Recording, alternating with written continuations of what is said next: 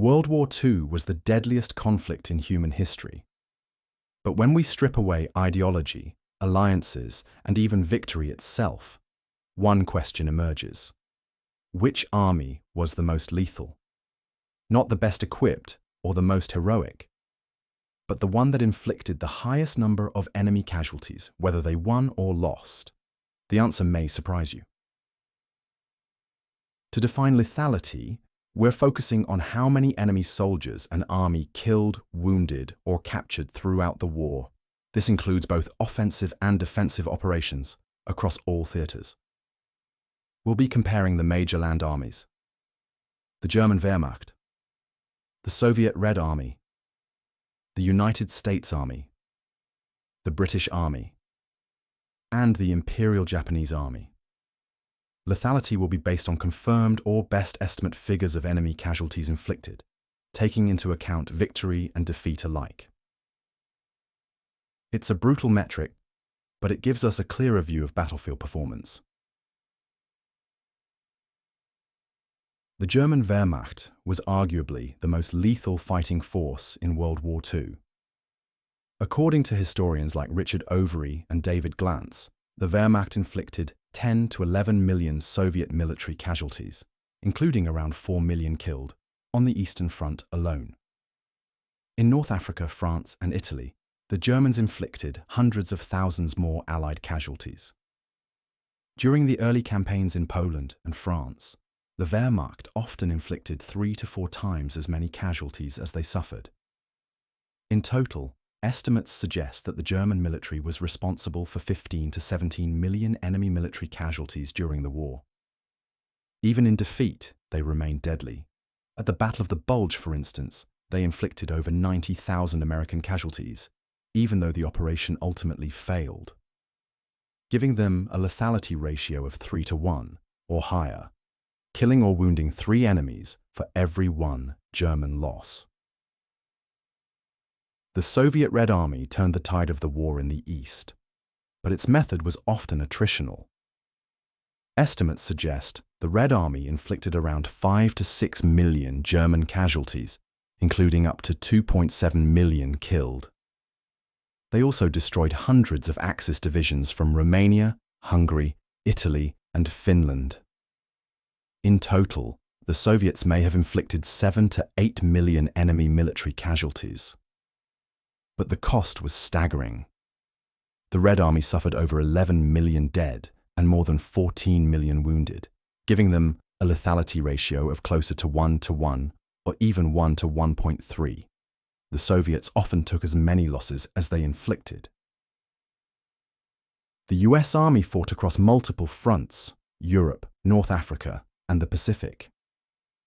They inflicted around 1.2 million German military casualties, roughly 800,000 Japanese, and tens of thousands in other theaters. Total estimated enemy military casualties inflicted by US forces: 2 to 3 million. In most battles, the US had a favorable exchange ratio, particularly with its artillery and air power. At Normandy, for instance, US losses were about 29,000 killed, compared to over 200,000 German casualties, giving the Americans a lethality ratio of 2 to 1, or better, thanks to technological and logistical superiority. The British Army, including Commonwealth forces from Canada, India, Australia, and others, was active in North Africa, Italy, Northwest Europe, and Asia. Estimates suggest they inflicted around 1 to 1.5 million enemy casualties, mostly in the Mediterranean, Burma, and later in France and Germany. Their strength lay in professionalism and coordination with Allied air power and naval support, giving the British and Commonwealth forces a lethality ratio of about 1 to 1.5 overall, not as high as the US, but better than even exchanges. Japan's military had early success in China and Southeast Asia. Estimates show over 2 million Chinese military casualties inflicted from 1937 to 1945, and around 250,000 Allied casualties in the Pacific War. However, their tactics were often suicidal. In the Philippines and Iwo Jima, they suffered catastrophic losses. By 1945, Japan's lethality dropped sharply, giving the Japanese a lethality ratio of 3-1 early in the war, dropping to less than 1-1 later on. Extreme swings depending on the year and battle. So, which army was the most lethal? By raw numbers, the answer is clear: the German Wehrmacht. Despite ultimately losing the war, the Germans inflicted more enemy casualties than any other army, possibly up to 17 million.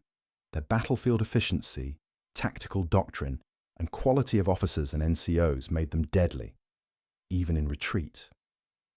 But their lethality was rooted in experience, not sustainability.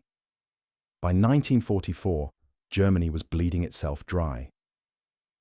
The Soviet army won through sheer scale and sacrifice, grinding down their enemy at tremendous cost. The US Army used combined arms and logistics to minimize its own losses while steadily overwhelming the enemy. In the end, the most lethal army was also the one that was eventually outproduced, outflanked, and outlasted. War isn't just about who wins, it's also about who pays the price. The Wehrmacht may have been the most lethal, but it wasn't enough. In World War II, killing power alone couldn't overcome the industrial might and unity of the Allies. Victory, as it turned out, came not just from firepower, but from endurance. Which army was the most lethal in World War II? Let me know in the comments below, and please like, share and subscribe for more analysis of the Second World War.